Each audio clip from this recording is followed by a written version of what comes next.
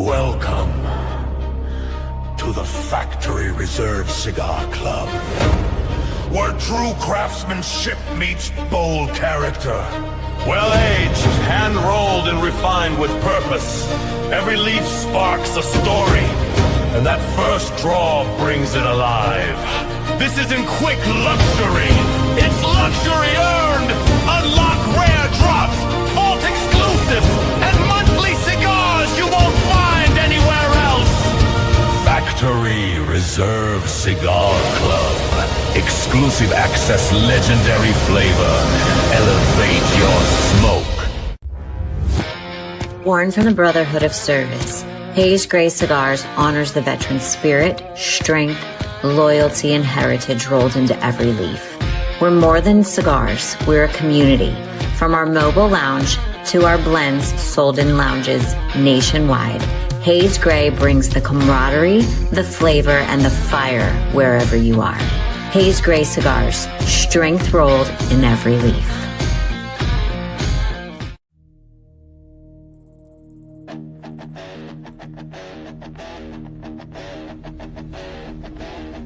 Some fight battles overseas. Others fight for perfection in every role.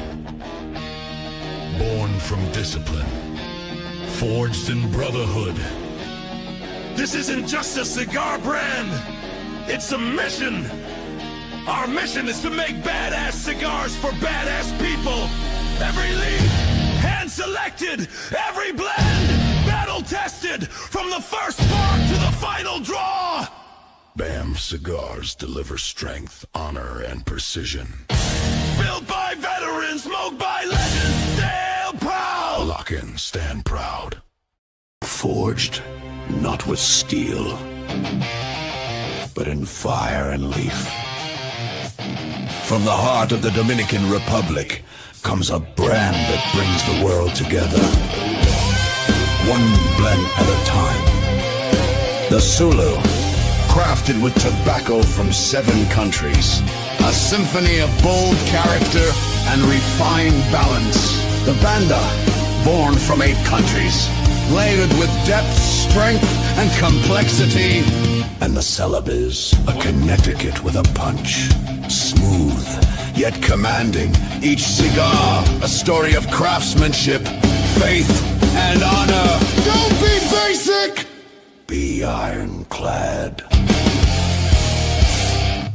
Ladies and gentlemen!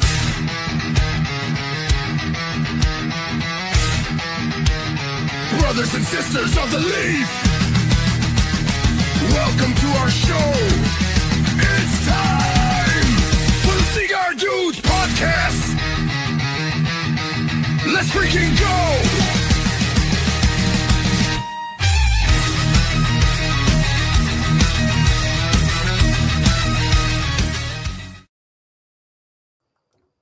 Oh, he's still on the scene. He's still going. You know, so did you notice that the when you watch the bass drum is a half a beat off? It depends on the night, and I say that because sometimes it's dead on, and sometimes it's not. I don't know if it's latency in like my way, the way I hear it or the way I see it. So it could be. It's pretty crazy. It is. Only a drummer would realize that. I'm rocking my new Hayes Gray. I see that. Yeah, I like it. I love it. Apparently, Oliver didn't like the black one that he sent me because he peed on the arm of it. It was hanging off the chair, and Ollie went over and peed on it. So, yeah. That's funny, isn't He's it? a racist little dog. You know, like I got Josephus sent me a stuffed dreidel. As it was just like it was in a box, and Ollie murders that thing. So he's my little racist.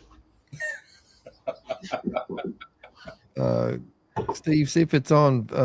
If you're finding it on Facebook now, something went wrong, but I think I got it streaming over there now. Is that Savannah?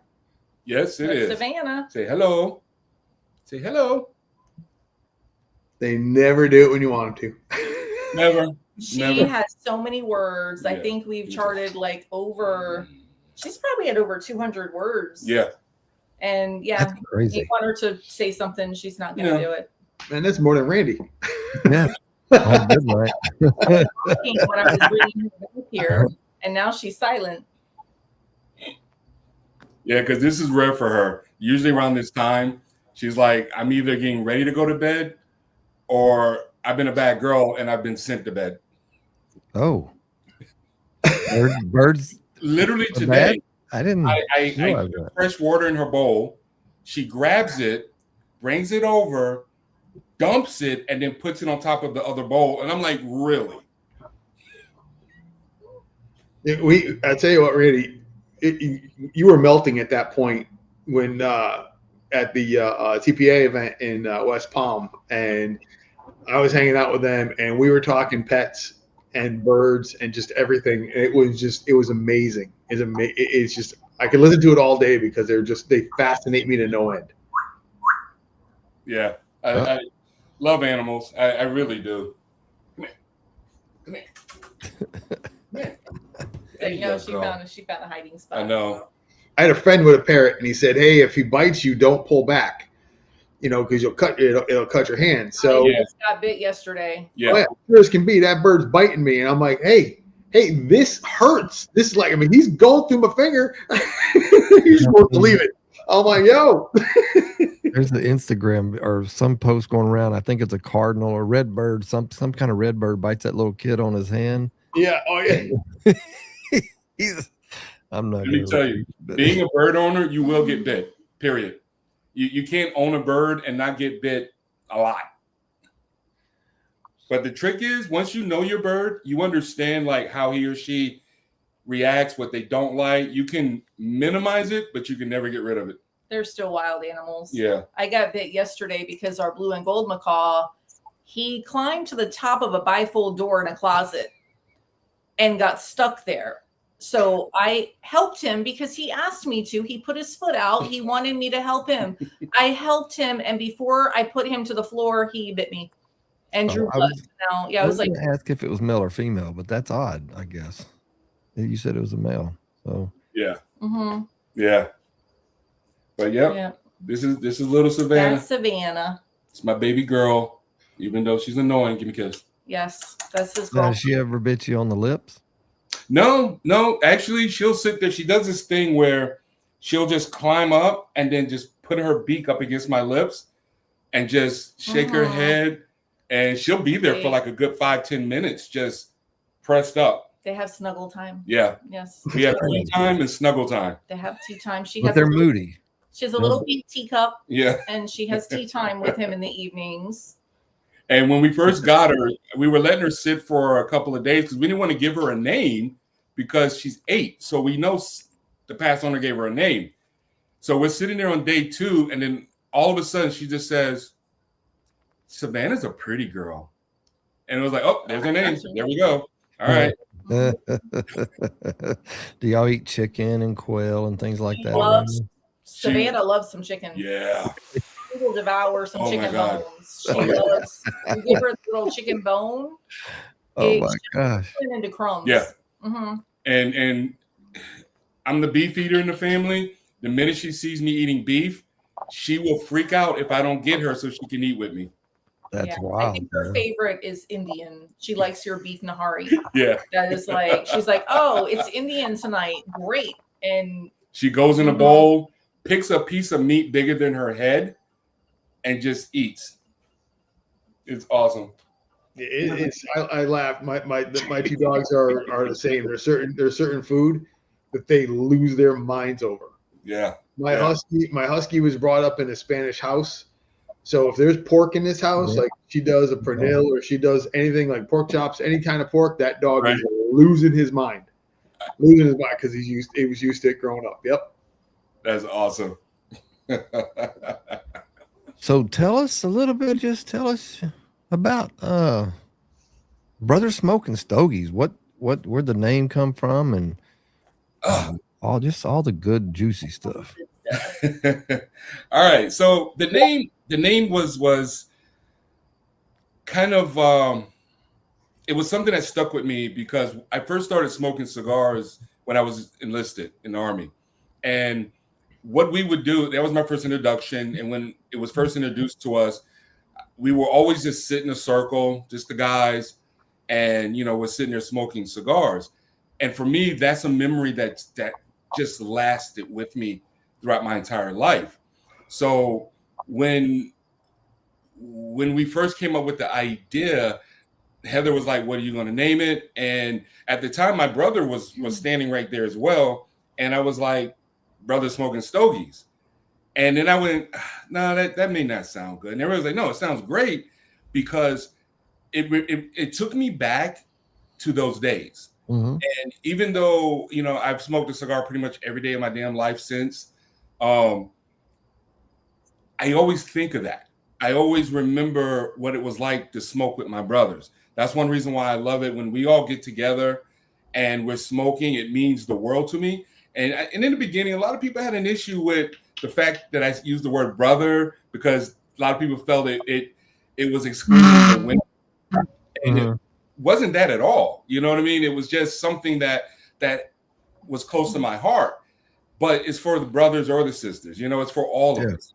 It's the one thing that I learned at the very beginning, that cigars causes people to put aside all their differences and sit down and then just enjoy the moment, enjoy the time that everybody's spending together. So that's kind of where the name, well, not kind of, that's exactly where the name came from. Even down to the symbol of a simple circle, it's all of us just coming together and just building together, The crazy thing is that circle is literally it's the meaning of life in my eyes. Yeah. Everything we do is everything revolves around a circle. Yeah. And there's so many applications to it. I love the thought process behind it, because it can be in everything that we do. Yeah. And as far as it representing the community, the cigar smoking community, it's huge. It's huge. Yeah. And one thing is, like, each cigar, every cigar is named pretty much after the attributes that I learned when I was in the military. And I wanted to continue to spread that in any small way possible. One thing the motto that we have is, "One for your brother, what you want for yourself." And how the hell can I sit here and enjoy something and keep it to myself and not want to share it with you guys? I can't I know there's tons of people like that, but I can't comprehend that. So if I'm excited about something, I want you guys to be excited. So I'm a big believer in one for your brother, what you want for yourself. And we do this together, How long has the company been around? Going on 5 years? I think wow. almost 5 years. Yeah. Almost 5 years? It's been about, I want to say 5 years, because 4 years. 4 years. Has it been?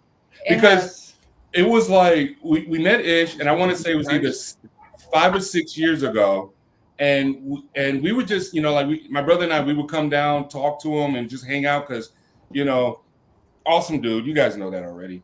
And I think we came up with it probably less than a year after we started talking to Ish. So I want to say probably we are going on our 5th year. I think so. Yeah. It has to be more, guys. Remember, pandemic was 6 years ago, and it was pre-pandemic. Oh yeah. So it has to be close to 7 years already. That's right. Yeah. That's how long y'all been having fun. It feels like I've been here for fucking Time ever. just flies. It is hard to believe, like 2 months. Yeah. COVID started 6 years ago. That's nuts. Yeah. Mm-hmm. And when you lose track of time like that, it's the right thing, because time doesn't really mean much. Because it's not about we've been doing it for 5 years, 3 days, and 6 hours. We just been. If you're counting, yeah. So so this is the one I have. What am I getting into? Oh, the spirit. Is that the spirit decor? Yeah. Yes. Yeah. I'm colorblind. Yeah. So. Oh, you know what? I should have pulled that one out. Yeah, we're doing this one, the red one. What up, Ray Ray? Happy birthday, mofo. Happy birthday, man. Happy Thank you. Happy birthday. Thank you. I'm just here because my brand sponsors the show, and I could just cop in whenever I feel like it. So Oh, yeah. not that kind of Definitely not the truth. So, guys, What's happening? Nothing, man. Chilling, relaxing. Happy birthday to you. Oh, Happy birthday to you. Happy birthday, dear Ray. Happy We're gonna do how We done Jack we're gonna do. Mama. We're gonna do how old are you now, Tim? How you want? You too. Yeah, we'll be here on. I got. What are you about 49? Hope you get some tonight. Hope you get some tonight. Yeah, I'm 49, like you're 60. I'm closer to 60 than you think. Yeah, that's why I said what I said. Yeah. No, I was born in 1983. So you do the math. Oh man, this is a baby. My wife. She was born in 80, and I was born in the 60s. Born in the 80s, raised in the 90s. Oh, so you're not a Gen Xer? I'm closer to Gen X than I am millennial, even though I am classified as a millennial. Yeah, I believe that too. What were we? What you were talking about? This is the Spirit of the core. Spirit of the core.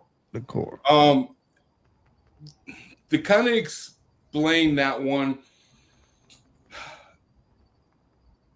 I kind of call it my palate cleanser. I think it has such a smooth flow to it, mainly because everything that we have, I've tested it out on different drinks, different strengths, and to see how it pairs and what goes with what. I have to say all my cigars go well with everything. But aside of that, I noticed with that one, what happens is when you drink and you take a couple of puffs, it kind of just it cleans up the palate. So when you're drinking and smoking, it kind of just goes back and forth. Because one thing I always said is, when you're talking about pairing cigars, we all try to pair our cigars because, you didn't have a fucking choice. You know what I mean? You didn't have a choice. So I think this cigar kind of gives that little extra step to being able to enjoy anything and not have the drink overwhelm the cigar or vice versa, if that makes sense. Mm-hmm. What's the what's wrapper on this? Oh my God. How am I forgetting? Help me out, Ish. I will not help you. It's just so. So let me explain. Ish has heard this a dozen times already, so I do apologize. I suffer from a really rare form of insomnia, and sometimes everything will just shut down on my head. You know what I mean? So I know it, but right now I can't think of it, and that's bad. It's not bad. Ish, I say Habano. It's a Habano maduro, oscuro. Actually, it's a Habano maduro. It is a Habano, it's a Habano oscuro, it's a Habano roast, and then it's a Habano maduro. That is funny because somebody asked me for a barber pole with Habano maduro, and when they forgot to put Habano and maduro, and they told me I want so many cigars of Habano maduro. So I did a cigar with a wrapper like this. He told me, where's the barber pole? I said, what barber pole? You asked for the Habano maduro. Oh, crap. I forgot to say Habano and maduro. I said, well, yeah, that will be a barber pole. Yeah, it's a Habano maduro. All right, thank you. So I do apologize if I end up answering a question slow or whatever. That's the main reason. I have it pretty much under control, but it's one of those things that there is no cure for it because it is so rare, and it's just more of trial and error. Sometimes a lot of drinking, depending, So yeah, we have one of those. Aldi's one of those, so we can definitely relate to what you're talking about. Make them drink. Yeah. So in short, you guys can call me at 3:00 in the morning. I'll probably still be up. So it's just I can safely say I will not. I definitely won't. Almost. Yeah, I'm about an hour and a half from getting up. Yes. So what do you got?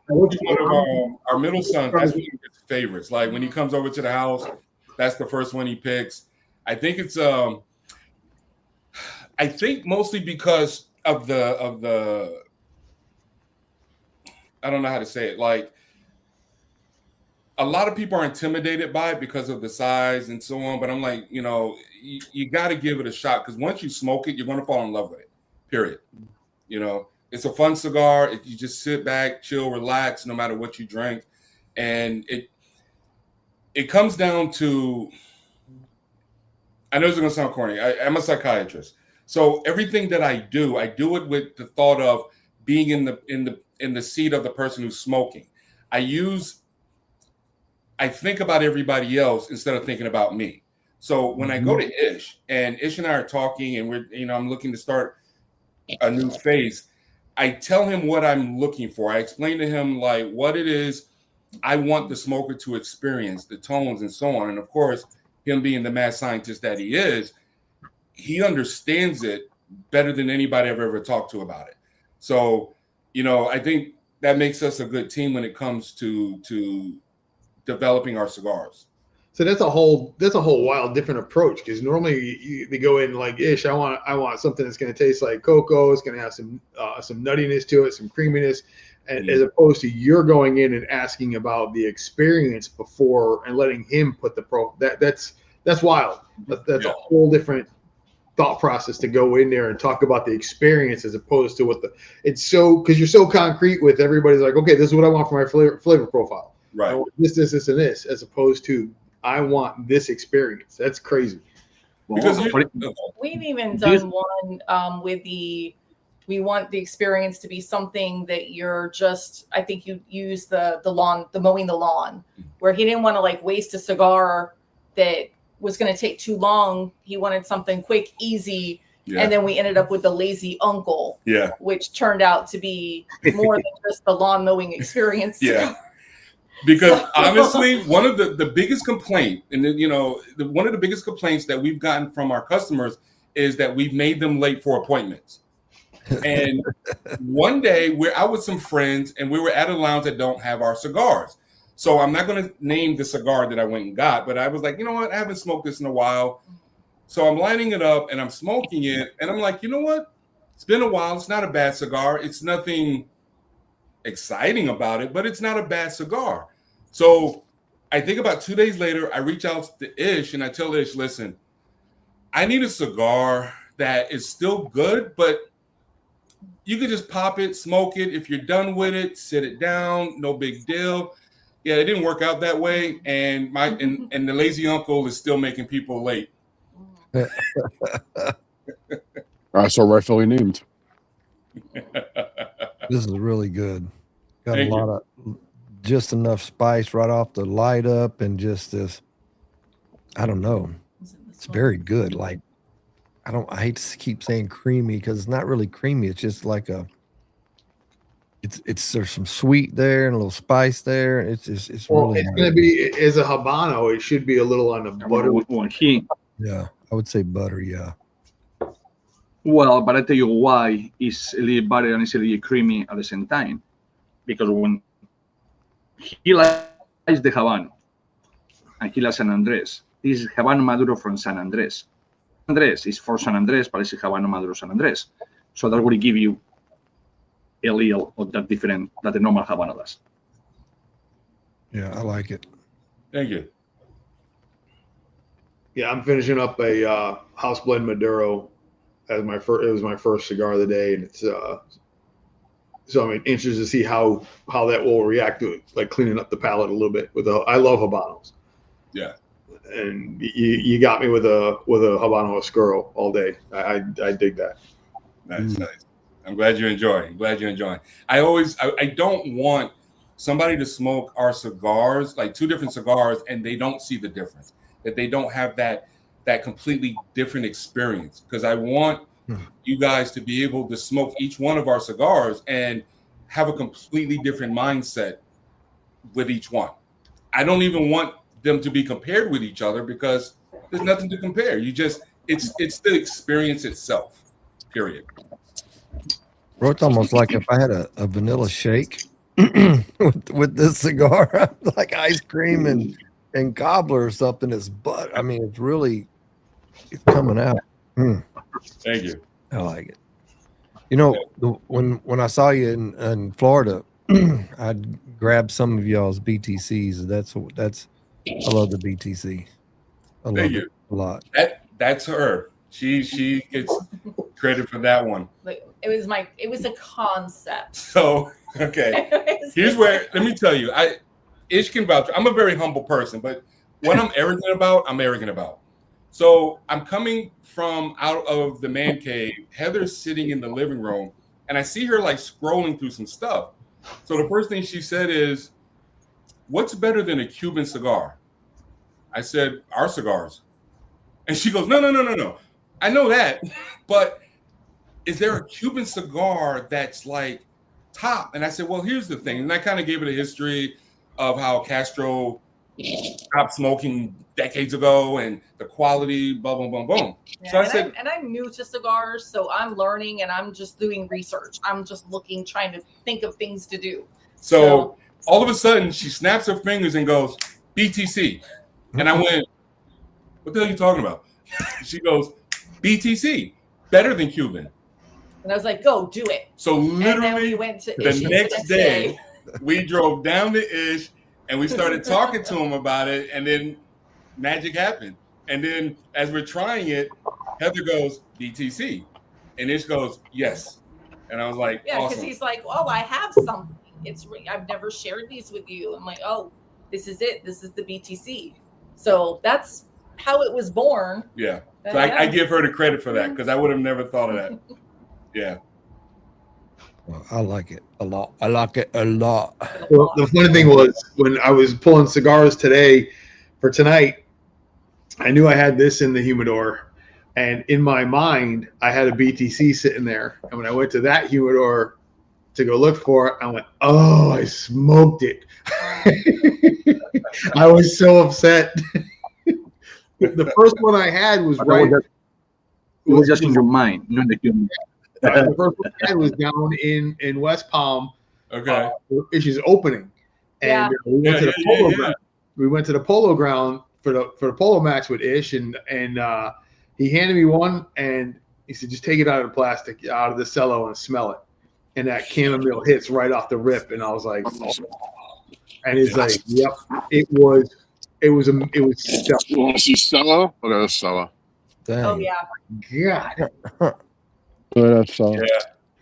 We had we met somebody in Vegas when we were there doing what we were doing. I do not use pokers. I do not use a poker, will not use a poker, will not touch a poker. Mm-hmm.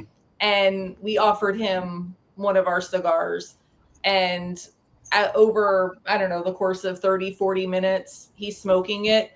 I turned around. He had the little toothpick that you get when you get a drink. Yeah. He made it into a poker.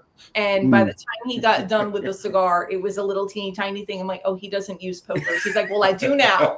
So that was quite the compliment. Speaking of pokers, do you have yours right there, John? I do. Josephus has been making these, and these are friggin' cool. This is just one style that he's doing. So he put him in. He got him in a little wrap, and leather pouch. Look at that thing. Oh, nice. I like that. All right. Yeah. It's cool. It's got some, and I like it because it's got some weight, and I'm out in the garage, so anybody comes in, it doubles as, self-defense. Not be Among the knives I got out here. Yeah, that's the one. You missed your calling, dude. You should have did the knife show on overnights and late nights, like 2:00 in the morning. Oh, I have all these knives. I love knives. I love knives. I got to buy one of those. That's nice. Yeah. Shout out to Josephus. That's my guy. Yeah, I think, what are they? They're 16 with ship. That's shipping and everything. 16 delivered. That's crazy. That's not a bad price for that. Yeah, I mean, I know. And he makes less. Yeah, he's got a whole bunch of different types. Okay. I definitely got to get one of those. Yeah. I need to get the two. Yeah. Yeah. We have to buy everything in twos. Yeah, that's me too. Yep. It's got this nice little case. That's nice. Oh yeah. Yep. The layout, Angel, has me messed up because it's not full for some reason, and I'm trying to figure out why.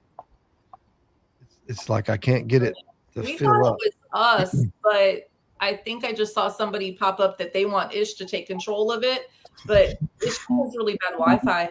Yeah. Oh, I haven't touched it. I haven't touched anything in like 10 minutes. Other, yeah. No, I haven't. It's probably because we're here. That's all. no, we disconnect. So talk about so when we were in West Oh, Palm, there he goes. three of those handles left. I'll put the third Three left and give away. Look at you, Josephus. So when we were in West Palm for the event, when we were all there, you gave me one of your first cigars that Ish made that was just for you. Oh. Holy I got one too. good gravy! That thing was fantastic. Mhm. All right, so Oh yeah. here's the quick synopsis of that creation. So, nothing wrong with this. So if it sounds like I'm bashing it, I'm not. I'm just speaking. A lot of people when they decide, hey, I want to, get our first cigars out there, they're going to make something that they like, right? Nothing wrong with that. It's the reason why you liked it. You want other people to share it. I love a strong cigar. I mean, back in the day, we used to smoke Onyx, just. Oh God, the Onyx, yeah. Yeah. Absolutely.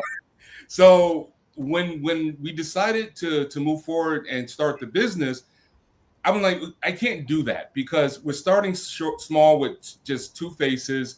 And if we make it strong, we're going to lose like half of the people that would buy it. So once again, I go into the mind of the consumer, what they would like. And I've always stayed away from that. And I always said one day I will make that cigar just for me. So 5 years later, I go to Ish and I go, I'm ready. I'm ready to do my cigar. And when he presented, after everything was done and I go to smoke it, I'm like, oh my God, I'm in love. I'm in fucking love, right? I looked at her, almost divorced her over the cigar. And I'm like, damn. So somebody, I don't remember who it was, but they were like, you should sell it. And I'm like, I'm not selling it. This is my cigar. This is for me. So as you remember, I'm passing it out to you guys because you guys are family. I'm only family and me, right? So everybody's like, no, you need to sell it. You need to sell it. So I'm thinking we might do that later. Want for your brother what you want for yourself. Yeah. The whole point of the launch of the company anyway was to share the experiences. Yeah. And I think when he finally got his blend, which is what we originally talked about with I want to make cigars, like, wouldn't it be cool to have my own blend? Then I could just buy exactly what I want. And then we talked about, well, let's share that experience with everybody, which started the company. Well, here's the thing. She's down playing her part because, yes, I was like, oh, Ish said he doesn't have a problem making this amount. We can do that. Boom, boom, boom. Have our own cigar. Kind of be a baller move. And she goes, why don't you just share it with the world? And I was like, oh, okay. And that started it. Yeah. You know what I mean? So, and then many years later, he's ready for his blend. Yeah. And I think going back to talking about the experience when you present to Ish with, this is the experience that you want to have when smoking that cigar, and having talked with him for many years about what he was wanting in a cigar, I think it truly captures who he is and exactly what he wanted in that experience. Yeah. So even though it was a blend specifically for him and his family and those he chose to share it with, I think that it is one of those that maybe should also be shared. Yeah. Why would you hold back an experience from people I know who are saying that it's such a good cigar? It kind of contradicts our motto. So I'm like, okay, all right. But the name that we are going to release on it is just going to be Ali's Legacy. And we're actually looking at kind of redoing our bands. So we're going to wait until we get the right design, and then we'll get the bands for them and then launch them out. Hopefully no later than the end of summer. It is. I appreciate and I really enjoy a bold smoke, and that hit a bunch of boxes for me. And I truly appreciate you gifted me one of those because it was definitely a special experience, especially knowing that it was your blend, your cigar. That's got a lot of meaning behind it to me, and I thought it was wonderful. I really enjoyed it. Thank you. I mean, luckily, I have the mad scientist in my corner, so I honestly don't think I could have pulled this off without Ish's expertise, because I've never met anybody who understands a leaf the way he does. And I can, like, we've been in conversation, and I'm sitting there going, well, I would like this. So when they do this, or if they puff, when it gets to here, and he's sitting there, and you can see his mind just going with, oh, and he'll throw out a name of a leaf. And I'm still learning. I'm still a novice, but the idea of knowing that, I don't know how to say it, but like, I know I will never know what Ish knows, but my goal is before I die to know as much as I can from him. You know what I mean? Because, yeah, the man, yeah. Mm-hmm. Don't let that get to your head, Ish, all right? You still a son of a bitch. He's got bad Wi-Fi. Oh, yeah. He's frozen. That made me laugh. I wish Ish knew internet. Like, yeah, this connection is in and out, in and out. That is not his specialty. Yeah. He's got to be in Spain or the DR. Either one of those, his internet is spotless. He goes home and it's terrible. How much you bet that if I power with my phone, it will work better? You see. Probably. That's what I'm gonna do. This is. Aldo, you got to hurry up and light it up. I'm curious. I'm smoking. Are you kidding me? Oh, you already are? Oh yeah. Oh. Now, have you guys tried the BTC in a pipe? No. No. Okay. When you get that, when you smoke it down, stick it in a pipe, and the experience is going to blow your mind. Any of them. Oh yeah, any of them. The BTC, yeah. But since we were talking about the BTC. Yeah. I can't remember the name. One of you guys may know. Somebody compared it to a Japanese whiskey, like one of the most famous Japanese whiskeys out there. And I can't remember the name right now. But I remember one guy, he's smoking it, and he was like, oh my God, it tastes just like that, but smoother. So I definitely would like for you to give that a try. That can be look now, perfect. I powered my computer with my cell phone, and it was better with my vaccine in it. What is he saying? It's only with a finger. Eyes look huge. Oh, it's not with an H. The Japanese start with an H, but I forgot the name too. Yeah, but you know what I'm talking about. Hamasaki. Say it again. Hamasaki. I'm from New York. It's Hamasaki to me. I don't know. Hamasaki. What part of New York? He just thought his internet was working. Brooklyn. Originally from Brooklyn. I lived in Bed-Stuy. Did you? Bensonhurst. Okay, there we go. Yeah. Yamazaki. Yeah. Different neighborhoods, same street knowledge. Yep. Exactly. A lot of good friends from Bed-Stuy. So yeah, definitely a different experience in a pipe. Especially, I mean, with all the cigars, but yeah, it was a game changer. Yeah, that is. What? Oh yeah. If they don't have these, I don't even want to talk. I just want to sit here and smoke. And So just sit here and smoke. yeah, man, like it's good, really good. We got this. I'll tell you about my birthday cigar. So I'm smoking my last of my 2014 Green Zombie by Viaje, the original release. Nice. 11 years But old. this is 12 years old. 12 years old. Jeez. So see, I thought you were talking about this one, Hibiki, or whatever it is. Hibiki. Yeah. Sure. Maybe, Sounds yeah. good. I'll roll with that. A cigar that can beat that cello that you have. Oh yeah, which one? Showed. And Aldi knows which one it is. I do. I think I know which one it is as well. Because I think I guess is one of ours. Yeah. Yeah. 5150. Yep. That's the one it is. I can't smoke it because it's the only one that I ever have. I know our lineage pretty well. Mm-hmm. I would hope. Mm. This has so much really good that Habano spice. Like it's constant. Yeah. It doesn't go away, but it doesn't like get too much. It Yeah. doesn't.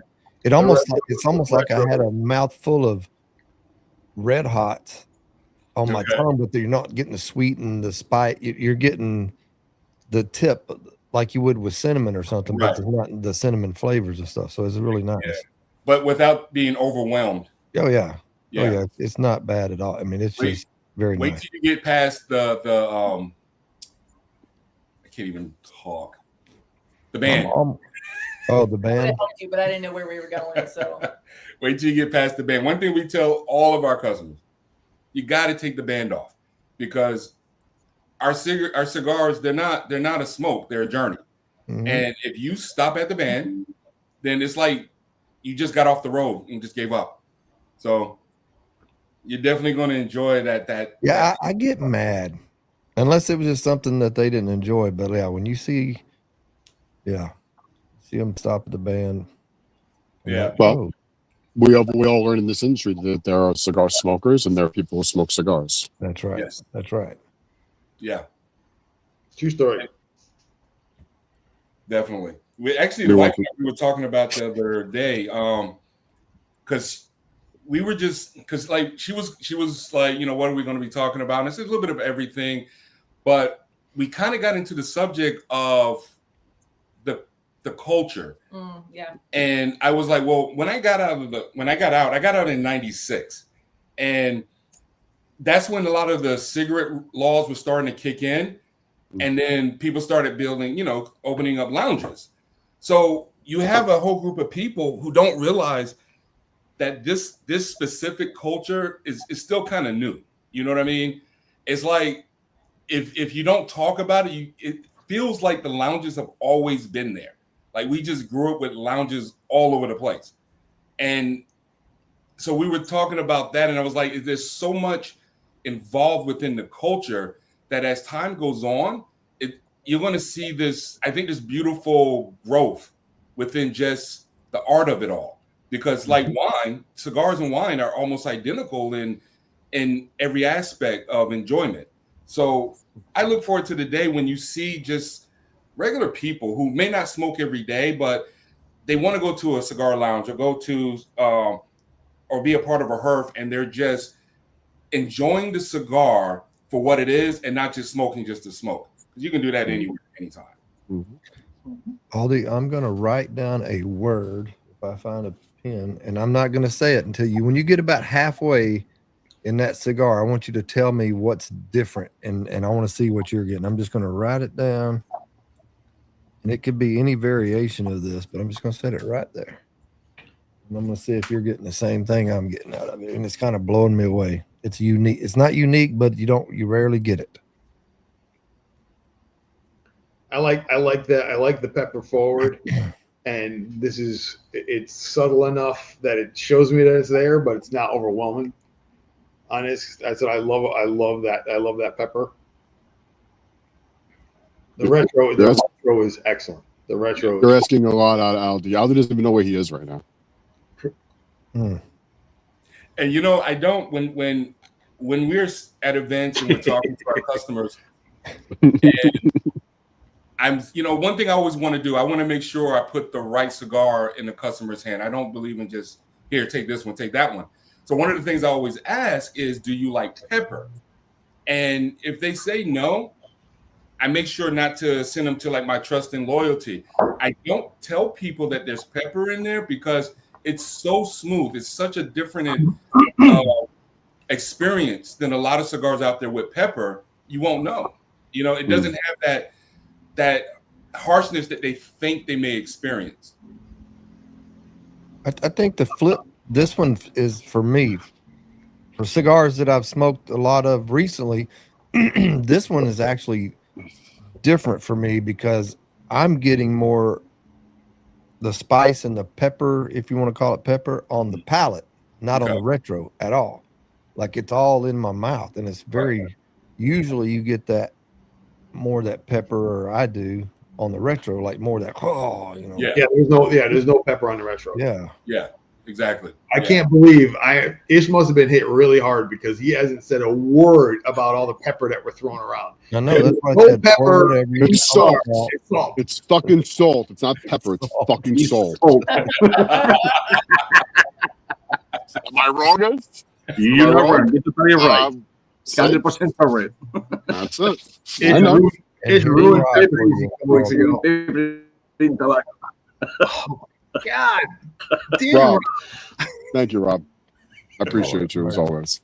Thanks for putting that up there, Randy. Well, I mean, Hey, Randy, thank you. I just, you know, My Rob. stock rises every day. Yep. If I don't, Rob will start picking on me. So either one of us got That it. is very That's fair. coming. That is fair. That's coming. That's coming. Now, if Joe was here, it'd be a Don't different worry. story. Then I got thrown to the side, but it's all right. Oh Lord. So, how many birds do y'all have? Just the two? We have three. Three.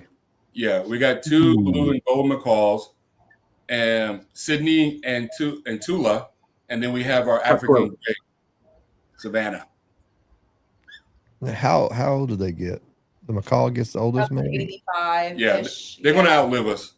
Wow. Yeah, so we'd like to say we're empty nesters because our kids all left, but then we had birds, so we realized we're never going to be empty nesters. Yeah. Yeah, they're going to outlive us. And We- Savannah's only 8. Yeah. And Tula's in her 30s and Sydney's in his 20s. So yeah, they'll be here for a good while. we want to make sure like they especially the two macaws because they actually have they're a couple, they're a bond. So you can't separate them. You know what I mean? When one passes, the other one's going to probably go right after. So but we want to make sure like they just don't go anywhere. We want to keep them with either family that they already know or somebody or people that we know will give them the patience and the attention that they need until they get comfortable because they're going to outlive us. You know what I mean? And it's sad on one end because you can't tell that to the birds. You know what I mean? It's not like you're going to be like, listen, you're going to be here longer than us. So, and the sad thing is with Tula, we're her second owners and her first owner passed away and she just went through so much heartbreak. Like the first time we brought her in the house, she wailed like a human being at the loss of her mother. The lady, we got her from a sanctuary because we don't do the breeding and buying birds. There's so many birds that are in sanctuaries because people thought they wanted them and then realized that if you don't, we always tell people when they're like, oh, I want a bird. We're like, do you have children? And if they say no, we're going to, if you can't spend a week with a 2-year-old, don't get a bird. Yeah. Do not get a bird because Sydney will throw a fit if you give him a purple bowl and he wanted the blue bowl. And like they're children. Yeah. That's so wild. But They know what they want. we got Savannah from the sanctuary. When the lady brought her to drop her off with us, she cried. Like I've never heard a bird cry before. And she was crying. So we were about to say, it's okay, just take her back. Like she's not happy. Yeah. But she settled in and she kind of like, unfortunately too, we don't have a lot of information about her, but what we can guess is that I think her previous owner had a Southern accent. Yeah. And she was a lady because Savannah mimics a lady with a Southern accent. I'm sorry, Tula. Yeah. Tula mimics a lady with a Southern accent. And she loves Rockabye Baby. And it was a total accident when we played Rockabye Baby and she started getting really upset. Actually, she just she said Rockabye Baby. Yeah. And then we started playing Rockabye Baby and for then her. she got upset. And then she got upset. So now every night before we put her to bed, we have to do Rockabye Baby. And she dances to it. Yeah. They have their own bedroom. So we just turn their light off and close the door. Yeah. And then in the morning when I wake up, I open the door so they're free to roam and they come out. Lately, they've been spending their day in my office. So it's like having a private bedroom is really key, right? Because if they're going to live another 30, however long y'all have them, right? If you're private people and then they get passed on to somebody else or other family and then, and that bird starts talking or saying stuff that they weren't supposed to learn. I went down the gutter with it, I guess. But Sydney had potty mouth when he first got here. Yeah, and here's the funny thing: I cuss like you know. So I don't know why he hasn't said it yet. But the first day we brought him in, and he's sitting with one of our sons, and then he just goes, "Motherfucker." And then our son went, "Did he just call me a motherfucker?" He did. Like, yeah, he did. Ish does not need a bird. Ish's bird. Ish doesn't need a bird. My bird. Oh, Lord. And here's the funny thing. So to Sydney is my buddy. Like even though he's made it, I'm still his person. Like, you know, he gets mad when he can't come to me because she gets jealous. Yeah, Tula gets jealous. Tula gets jealous when he wants to hang out with me. But when he first got here and I'm spending time with him, I'm talking to him, and then he just goes, Bob. And I went, Ali. Bob. Ali. And then he just starts going, Bob, Bob, Bob, Bob. And I'm like, okay, I'm Bob. Mm-hmm. So I'm Bob. Anytime you hear him say Bob, he's talking about me. Yeah. And then I got it from, I'm like, who's Bob? And she just started laughing, and she was like, oh, okay. I think he was like a boss or somebody that they talked to. And she goes, oh, yeah, I'm always on the phone with Bob. And I'm like, okay, yeah, well, that's my husband's name now, is Bob. Yeah, and then Sydney named her Walker. Mm-hmm. Well, see, there's that thing about the private room. I don't know what happened in the past, but Bob was not the husband, right? I'm just saying. No, I'm just saying. Yeah, they will. Yeah. Yep. They will. They will snitch on you. So you got to be careful. Yeah, so they're free roaming. Like, we don't lock them in a cage. So we just close their bedroom door. They're safe. And, you know, they go in there because too many birds have been like just put in cages and left. And they like, Sydney doesn't even know how to fly. Like, so he's never flown. No. Poor little guy. Yeah, he's never flown. So he just walks around the floor. Yeah. His little stubby legs. That's my buddy right there. Yeah. Okay, I'm going to take the band off. Yeah, got to take the band off. Got to take the band off. Got to. How far are you down, Aldi? Halfway. Okay. Well, if you taste something different. There was definitely something on the retro. I caught it. What? I don't know. It's familiar though. Now, are you being coolish or is the screen frozen? No, I'm like it's frozen most of the time. As soon as I start to talk, you see, as soon as I start to talk, you guys go. So I said, quiet. I don't know what happened. It's the worst ever today. And now with my phone. Before I couldn't even know. I would just. Well, there is that too, but there's something else. There's that, and if it hits you, you'll know.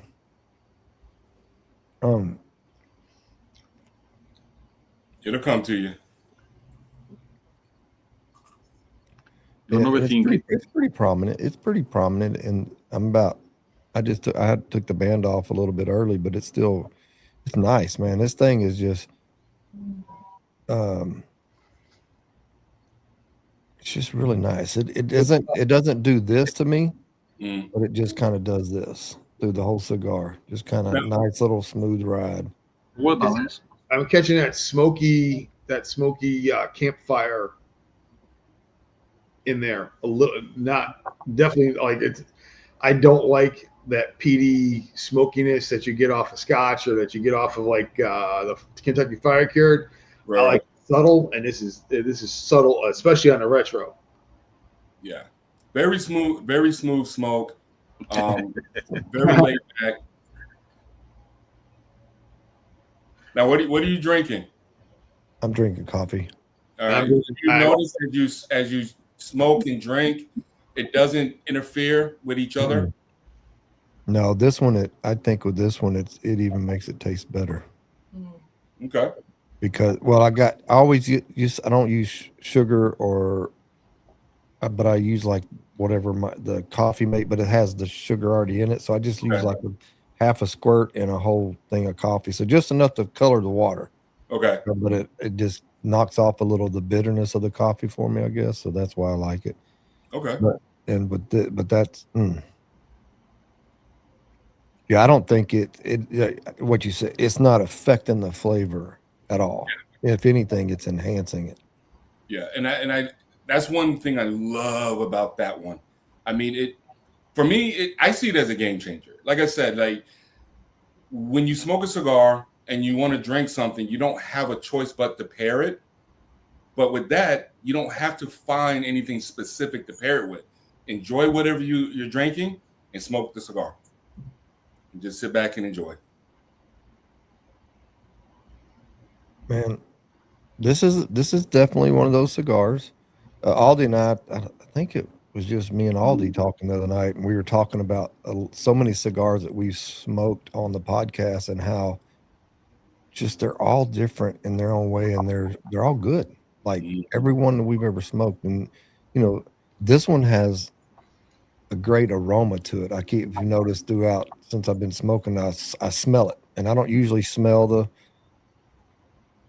I could probably smoke 30 cigars, maybe more, and I won't smell the aroma off of it. Like if somebody else was smoking it, and this one I can. Yeah. And that must be. Did you say this is a Habano Oscuro wrapper ish? San Andres Habano Maduro. Maduro. You can call it Oscuro you want to.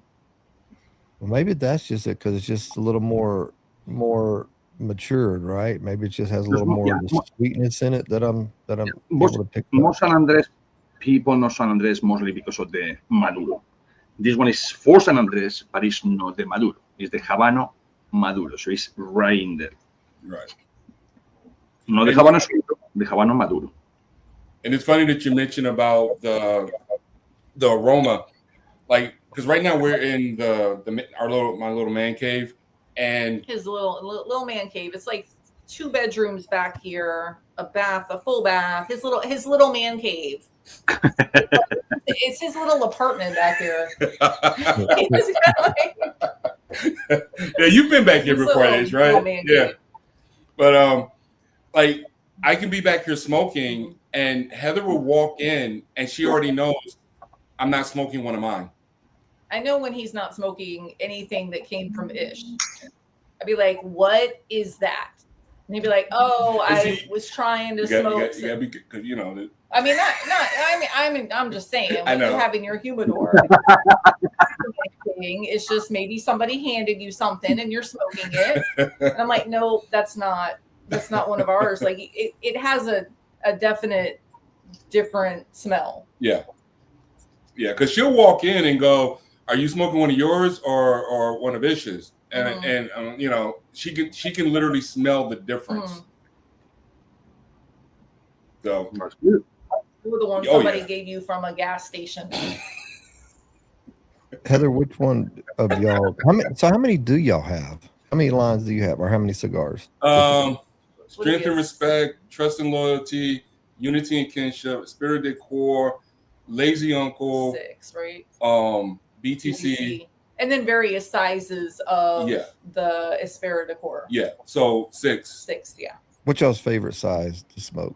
Period. Like, is this regular cigars? What do y'all like? Honestly, I like a good Gordo or a Churchill. And we started the first strength and respect we have was a Gordo. Yeah.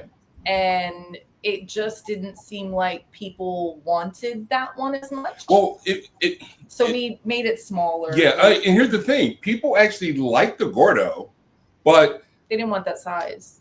But I had to look at it from another perspective, which is what would sell more without losing the quality. So we changed the size, and we always said we're going to bring the Gordo back and just have both of them. But the minute I told everybody, we changed the size, everybody then started going, "But what about the Gordo?" Like, really? Right. So we do plan to bring the Gordo back and just have both the Corona. I mean, not the Corona, the Robusto and the Gordo. But I'm a big Churchill guy myself personally, because that was the first thing that was introduced to me when I was 17. Mm-hmm. And we're sitting there and they bring out these big cigars, because at the time they just looked huge to me. And even when I left, that's what I always went for. You know, if that was just my go-to. And that's one reason why I made sure I wanted the Ali's legacy as a Churchill, because it's a part of who I am, you know. Randy, did you write down vanilla cake on that piece of paper? I did not, but you know, you're saying that makes sense to me, because because that little sweet. But no, what I wrote down, where you at? Like a vanilla cake, mint. And I got that and I usually only get mint when I get it out of a cigar, maybe once or twice. I got it like 6-8 times. I was going to say 6-7, but I didn't. And see, that's what you call experiencing the journey. Yeah, that's exactly right. And then you're chasing it. Yeah, exactly. Start chasing, like, what's next? What's next? Oh, well, there's something new. Yep. And that's why I've been pretty quiet. It is so funny. Like the first time, like when we first started and we just had the two, we went to a lounge and there was this guy. I mean, if I say his name, everybody I know him, so I'm not going to bring him up. But anyway, so, and I'm still learning little things. Like I knew cigars as a cigar smoker. I didn't know a lot. I didn't know what I know now about certain things, or I would have responded differently. But I gave it to the lounge owner. Heather and I are walking through. He lights it up, starts smoking it, and you can see him just, and he starts doing his thing where obviously he probably wanted us to bring the price down or whatever. He started talking shit about the cigar. And I'm like, really? And I didn't say nothing. I'm in his establishment. You know what I mean? I'm old school when it comes to, if I'm at your house, you can say what the hell you want. It's not my place to tell you you're wrong. You know what I mean? You step outside or come to my house, I'm going to tell you how fucking wrong you are. So as he's sitting there, he's smoking it and just smoking it down. Yeah. He took the band off and he's just, while going, well, if you see these cigars over here, you want them to look like, and I'm like, he was complaining about the color of this, the color, of how all the ones in the, you know, the ones that maybe are obviously are not small batch, like our brand, we're small batch, that they you know all looked the same color. Yeah. Does this guy live in Florida? Anyway, Does this guy live in Florida? I've lived in Florida. Yes. I probably know who it is. But here's the thing. So, like after that moment, we go over to Ish's, and I'm telling Ish about it, and Ish says, "Has he not fucking looked at a tree? Have you ever seen all the leaves look the same?" And then he went on this rant, right? And I'm like, damn, I guess I shouldn't have brought that story up. Oh no, that was when Ish even like did the wine. Yeah. And he's like, watch. And he pours the wine and he goes, look. Or actually, and then I think didn't you just take them all out of a box and rearrange them and go look at them now? Yeah. They look good now. They like he's like just rearranging them in the box. Right. It was like, okay, here, is that what you wanted? And that's the thing, like that was one of the things like I lacked in knowledge when it came to cigars. So from that day on, nobody's ever really brought it up. But if it was ever discussed, here are the facts. This is another way to prove that you're smoking a top quality, handmade, hand-rolled cigar, period. You know what I mean? So it's one of those things where I just vowed that my cigars will never be in his lounge. You know, what's funny is Brian from Big Fellas, him and I were at Ish's house for that last event, and he did exactly that experiment with us with a wrap relief and some wine. And I was there for a couple of days, and every time we walked over that wrap relief with the wine on it, never changed color. Yep. The same color all the way through. Along with the water, it changed. It went back to its normal. It was crazy. So you're absolutely right when you talk about that experiment. I was there for it. And it enlightened me to how we have so many people within this culture of ours that, like you said, there's cigar smokers, and then there are people who just smoke cigars. And there are so many people who just smoke cigars, which I'm going to say this, they're in the industry, and I don't know if they should be there. I'm just going to say that. But the thing is, it's like, the more you know about the process, the more you know about how the cigar is made, why is it made like that, it makes you appreciate everybody's cigars. Mm-hmm. You know what I mean? Because like we had one guy a couple of years ago, he's walking around with his big box of cigars. He came to this festival for one brand.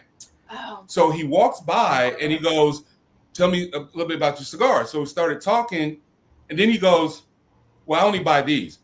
"Well, why did you ask?" I said, "First of all, don't you think you should have different brands?" Just to try. I said, "I don't think a humidor should only have one brand." You know what I mean? I know my cigars are good, but I don't want people to just have my cigars in their humidor. I want them to have everybody's, a little bit of everybody, because there's so much out there to try, to enjoy. There are experiences that aren't in my cigars that are in somebody else's. You know what I mean? So it's one of those things that I think is important, especially for the TPA, to kind of push to everybody. This is not about competing. This is about giving out that quality. You know, if anything, we're probably just competing against people who have been pushing out horrible cigars, and we can come up with names of companies that push out horrible cigars. But it's not about that either. It's just about getting out there and we all share our journeys and our experiences with all the customers. You know what I mean? And that's important to me. That's one reason why that one person will not get my cigars in his hand. Yeah, absolutely. Hey, So- we're already at the hour and 5-minute mark. I know, Aldi, you're going to do a Beard Apothecary $25 gift certificate. Is that what you said? Sir. And yeah, I'm Brothers Smokin Stogies. They are gonna do a giveaway of the liking. So start to We're doing a hashtag. giveaway. Yeah. We So what do haven't you want the figured out what hashtag to be? Because for this purposes, Brothers Smokin Stogies might be a little BSS. BSS. Yes, BSS. BSS. Yeah. I'll do it that way. Yeah, I am chasing that vanilla cake in this cigar. Like, it is just, I'm looking for it on the retro, on the mouthfeel, every bit of it. It's just, I don't know. It's just, there's something in it that gives me that vanilla cake sense to the final third. This is, you know, and we've talked about it before. We are in a different bracket of cigar smokers. You've got your, like, they consider someone who's a cigar aficionado, more or less, for lack of a better term, someone who smokes like 1 or 2 cigars a week, maybe a couple cigars a month. So we're smoking 3 to 5 a day. So what category are we in? The fanatics, the nutcases? I mean, but I like fanatics. right? So, I mean, so Cigar geeks, whatever. right. So I mean, for me, I mean, like, how many people have favorite factories, favorite blenders, like chase cigars blended by certain people? You know what I mean? I think that puts us on that next level for it. Yeah. And I'll experience anything. I'll smoke anything. I don't have, I mean, I've got my preferred brands, like when I just want that comfort smoke and I know what I'm going to get and I don't want to think about it. But I love just sitting back, and there are so many cigars that I've had, and I'm like, man, I wish I was by myself smoking this, because I don't want to talk. I just want to sit and experience the cigar. And I think if we peel back the layers on it, that's the idea behind what we're doing, is the experience of just smoking a cigar and what it does for your mental health and what it does for that chill time. The only time I'm able, like, I can't watch movies anymore like I used to. I can't watch shows. I'm good for maybe one episode and I got to go. I can't sit there long enough. I got to get the tablet going or the phone going at the same time. And, I just can't focus long enough. But when I chill, I can sit out here. My Tanya's like, dude, you've been out there for like hours, and I'm like, yeah, it's great conversation. We're smoking the same cigar, and it's just different. It's why I used to do martial arts, because it just took me away from everything for that hour and a half, 2 hours a day. I didn't think about anything else but what I was doing, and that's what cigars do for me. Yeah, and I think that time is so very important because everybody's just so busy. Yeah. Yeah, and it kind of, like you said, it kind of makes you stop and just appreciate the moment. So, and by the way, the giveaway that they're giving is a simple pack with one of each cigar that they have. You guys nice. All right, y'all hold that thought. We'll be right back after a word from Mark. Born from the Brotherhood of Service, Hayes Gray Cigars honors the veteran spirit, strength, loyalty, and heritage rolled into every leaf. We're more than cigars, we're a community. From our mobile lounge to our blends sold in lounges nationwide, Hayes Gray brings the camaraderie, the flavor, and the fire wherever you are. Hayes Gray Cigars, strength rolled in every leaf. I want to ask this question, and if y'all don't want to touch, and this is for everybody, even people in the comments, without it becoming political, because I don't want to talk about the political side of it. I want to talk about how that, in my mind, it may possibly change the tobacco world in a little bit. So, the Venezuela thing and then the Cuba thing. What if Cuba was freed? Let's just say freed.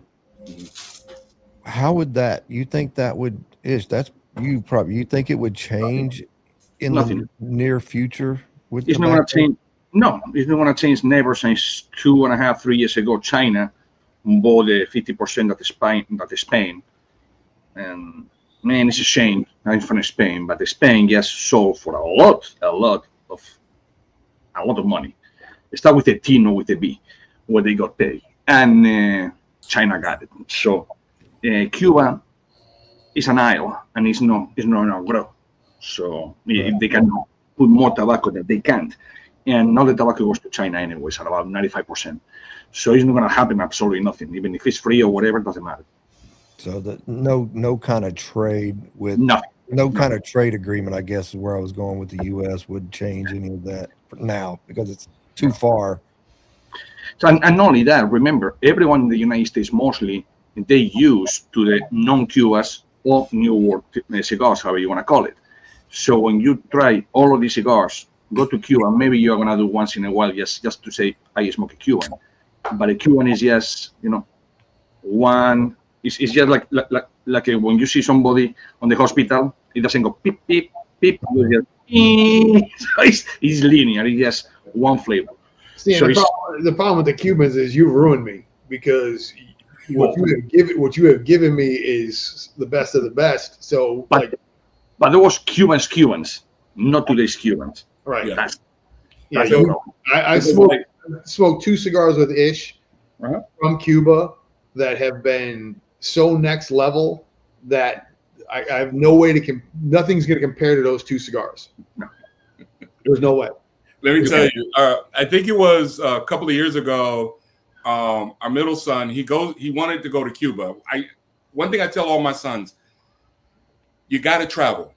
You got to travel. Don't stay where you were raised and born because you're not going to understand the world. And he took me up on that. He will literally call us and go, hey, can you take me to the airport in 3 days? Yeah, sure. Where you going? Wherever. So one of these trips was Cuba. And when he got there, I said, listen, I want you to try different things. If you get across some cigars, give them a try. Maybe we can get some ideas. We can get with Ish, talk to him. He gets back and goes, what we have is better than everything I just tried right now. And, and it was like, oh, okay. That made me feel good. Made me feel proud. Yeah, there's some great tobaccos out there. Oh, yeah. Well, that's the idea. I mean, in smoking all the stuff that we smoke, we're always chasing. I truly believe there's no perfect cigar. It's the moment. It's the perfect moment. And I'm always chasing that cigar that just hits me different, that just strikes me different for whatever reason, whether it's the experience of it, the flavors of it, the uniqueness of it. And that's, for me, that journey, I look at it as this is a journey that'll never end because there's so much out there. And it's the idea of, I don't want to, if I will quit today if you said you can only smoke one brand the rest of your life. Because I'm smoking to smoke, and I don't want to smoke to smoke. I'm smoking for the experience. I smoke cigarettes.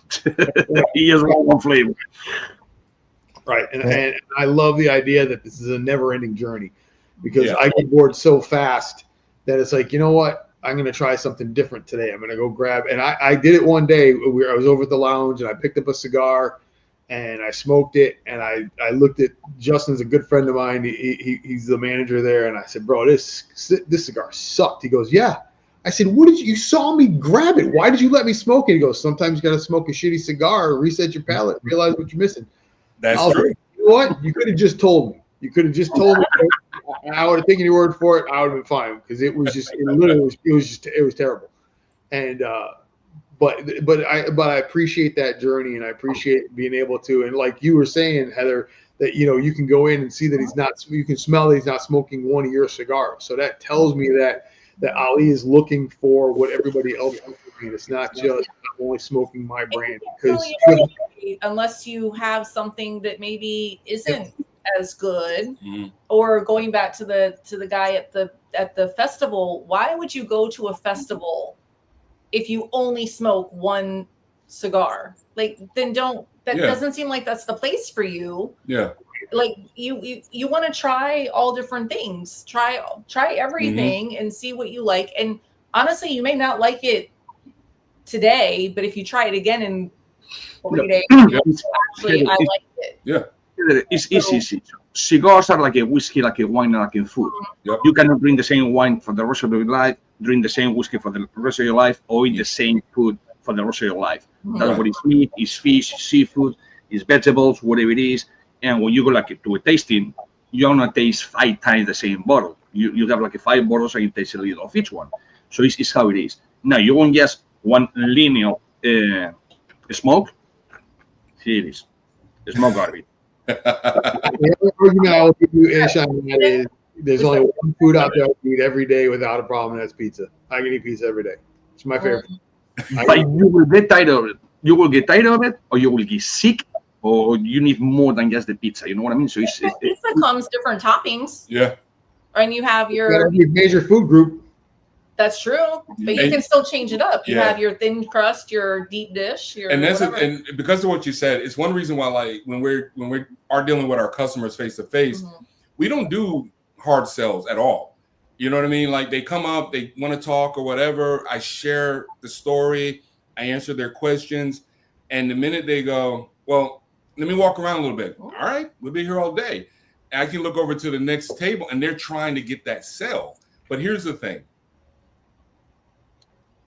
We want customers to smoke our cigars that smoke everything. Because first of all, how do you know that what we have is good if you don't know what everybody else's tastes like? You know what I mean? We want them out there. We want them to experience everything. Matter of fact, I talked to Ish about this. Wanted to talk about the app Jake is. Oh, yeah. So my son, he's working on an app. He's working on 2 different things. So when he's not working on his main software, he's working on an app that trying to develop for the TPA. And what I was explaining to him, how I wanted it to be presented, is imagine any one of us who have a brand and we're going into a lounge. We want to be able to pull this app up and not just show them our cigars, but why not show other members of the TPA so they can sit there and see that this is a community and they're not seeing that right. There's no competition involved, and lots of times that does cause a lounge to want to buy your stuff because they realize, oh, they're confident enough to even talk about other people's. You know. Yeah, it's a community, not a competition. Yeah, and you know, and it's the same thing. When you go in and work in a humidor, it doesn't matter if you don't like what I have. I will find something to smoke. It doesn't, because some people are not ready to make that to a small batch to something different. but know what they're chasing and they know what they want, and they're more comfortable in the larger brands. So I can still steer them there because I smoke all that stuff. I'll smoke everything. So there's when I go to my lounge here and I work that humidor, everything he has in there I smoke, because when I go in, I never grab what I have in there. I'll be like, what's new? What should I smoke? And just I'll go in and pull a cigar out here, smoke this, and it's bang, it's just one after the other, and it's so much fun. And I have a hard time hiding how I feel. Like, it's just out there. So when I get the guy that comes in and talks about I only smoke this, I try to turn away so he doesn't see the eye roll. And so, because I've gotten caught, because he's like, what? And I'm like, what do you mean, what? You're smoking a cigar, one cigar, and that's all you smoke. You have no idea what's in here. Yeah. No. Because, like, even now, you know, because of insomnia, I'll come back here and I'll be here to 3, 4, 5 o'clock in the morning. And when I'm back here, I actually smoke other cigars that I have in my humidor, because this is actually the best time for me to try other people's cigars. Because during the day when I'm hanging out with family, friends, or whatever, of course I'm going to give them my cigars. You know what I mean? Really? So we're all enjoying. And I know what our cigars taste like. So with everybody in the world sleep, I'm in the back, and to sit there and pick a cigar, I enjoy that because it gives me a chance to really see what else is out there. Because we should be inspiring each other. You know what I mean? We don't need to copy it, but maybe there's a tone in there or something that sticks out, like, man, that would be kind of cool to add that to that, or whatever the case may be. And the only way to do that is we smoke everybody's stuff. Yeah. And I think one of the funniest questions I'll get is, what's your favorite cigar? And I'm like, dude, I have the same answer. A lit cigar is my favorite cigar, or whatever I'm smoking next, whatever's in my hand, that's my favorite. And, you know, they'll give me a brand and they'll say, okay, what's your favorite one out of this brand? And I said, literally, you could put all of them into a bag. I could reach in, and whatever I pull out, I'm smoking, because I enjoy everything about it. The story behind it, the story's important. I enjoy the passion and what went into that specific cigar. Right. And that's why when I sell and I can talk about what I'm selling, it's firsthand experience, because I smoke the hell out of it, because if I don't like it, I can't sell it. Right. And I'm a firm believer in that. That's why I could never work for a company that is all about quotas and things along those lines, because to me, it's not about that. It's the relationships and the cigars. Yeah. And that to me is very important. And I love going in and talking about our cigars. One guy came in, he said, listen, I don't have a lot of time. What can you tell me? I said, are you ready? And he said, yeah, go ahead. And I just spit it out about 7 different brands. And he's like, bro, I'm like, I know it's a lot. You told me to go. Tell me what you're looking for. And he told me what his profile was and all that. And I handed him 3 cigars. He says, bet. And he left with the 3 cigars. So it's like, they appreciate it. And, you know, I love telling the stories, and for me, it's very important. And because it speaks volumes of the brand and why everybody's in it. It's anybody that says they got in this to make money is lying. All right, you didn't do this to make money. This is not something. It's about the passion, love. It's about the love of cigars and the culture and the community. Yeah, we have a passion. I mean, I'm going to say this. I have a passion. I think she does too. She's learned a lot. She's learned more than she thinks she has. And we realized, like, I think one time we were like, man, if this was our only way of income, we're fucked, right? Right. Yeah. But at the same time, we can't see ourselves not continuing this 10, 20 years down the line. Like, I want this to keep going on even after I'm gone, you know? And I just love it. I love the culture. I love the people that we've connected with. Everything about it. It's probably one of the very few forums where no matter where the hell you're from, what you believe in, whatever, we all get together and we just have a really good time as humans, period. Yep. Just like right now. Yeah. And I want to get in a little bit more with Heather just a minute, but This cigar, which you can see I'm nubbing it right now. I got it. Fortunately, I ordered my wife a factory reserve cigar pack too, and when Aldi asked me the date, I was like, oh crap, because I like Aldi, I thought I had some BTCs left, so I went in her pack. I hope she's not watching, and I got the cigar out of it. But if you're not a member, or if you're not already getting cigars from the Factory Reserve Cigar Club, you need to. We'll be right back. Welcome to the Factory Reserve Cigar Club, where true craftsmanship meets bold character. Well-aged, hand-rolled, and refined with purpose. Every leaf sparks a story, and that first draw brings it alive. This isn't quick luxury. It's luxury earned. Unlock rare drops, vault exclusives, and monthly cigars you won't find anywhere else. Factory Reserve Cigar Club. Exclusive access, legendary flavor. Elevate your smoke.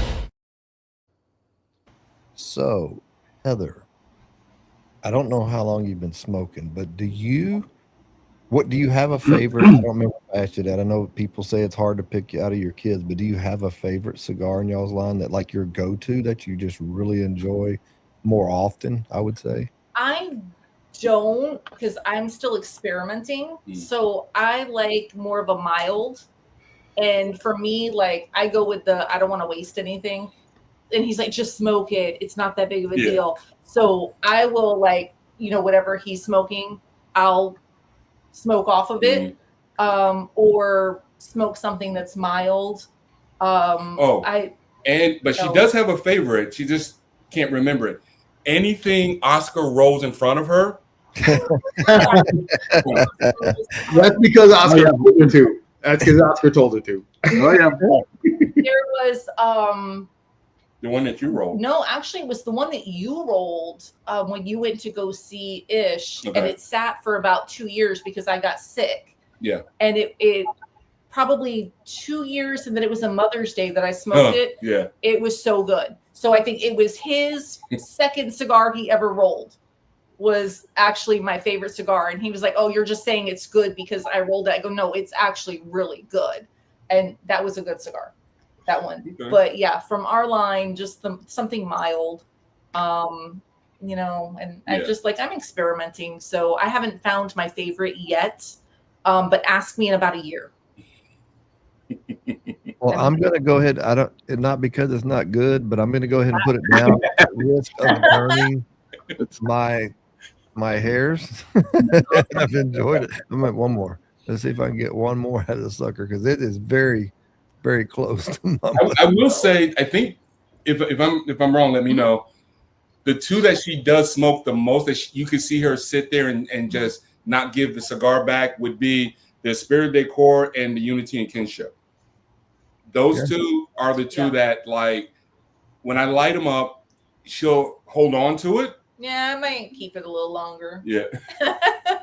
Do you get any notes? Do you retro or anything like that?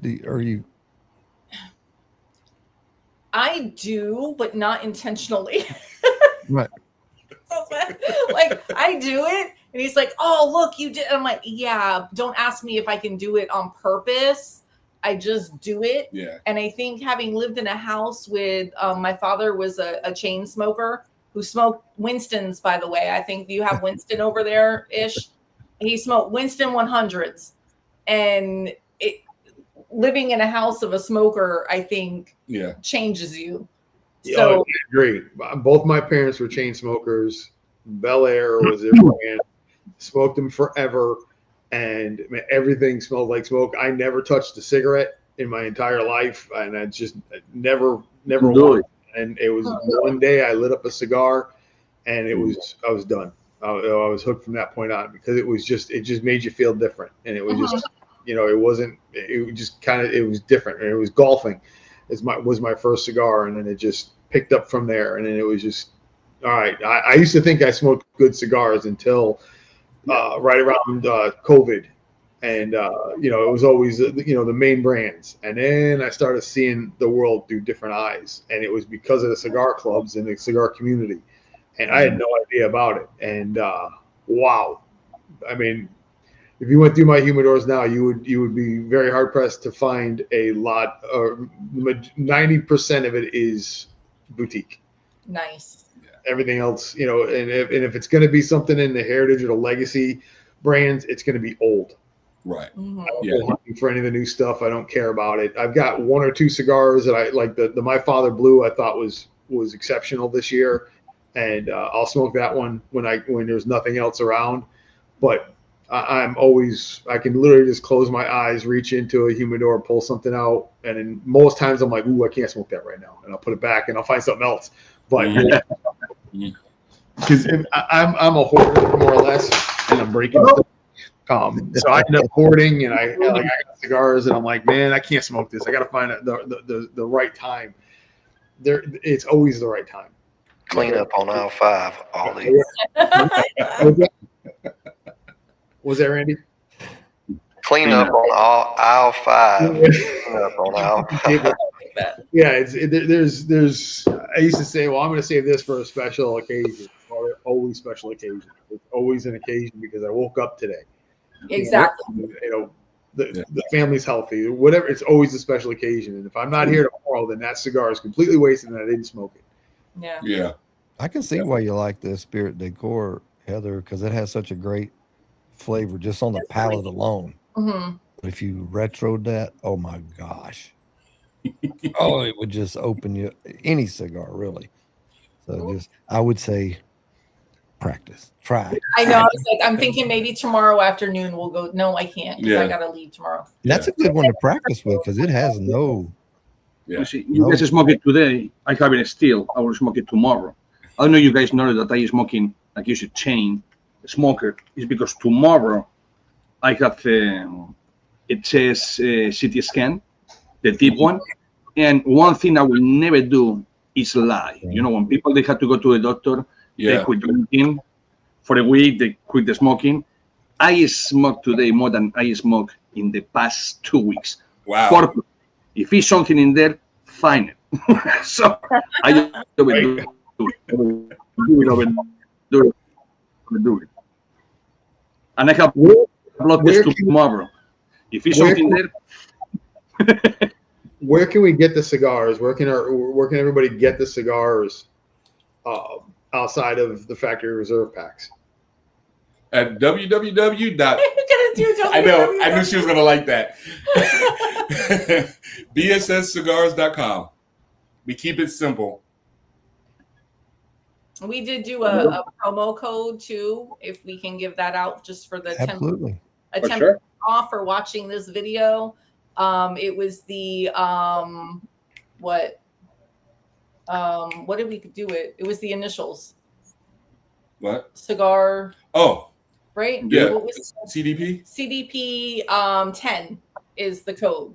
Oh, nice. CDP 10. Sweet. CDP 10 is the code, and it will be good through the end of February for 10% off. Nice. Y'all better go get some right now. Oh, and we ship quick too. So we don't play.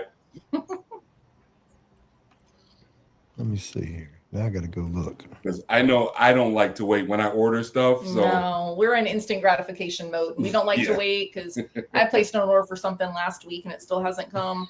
So I like to make sure we get stuff out straight away. Definitely. Ooh, when I first went to the website, let me see if I can make it show it again. Yeah. I'll show it here. I thought I was going to a site that I wasn't supposed to be on. Right? You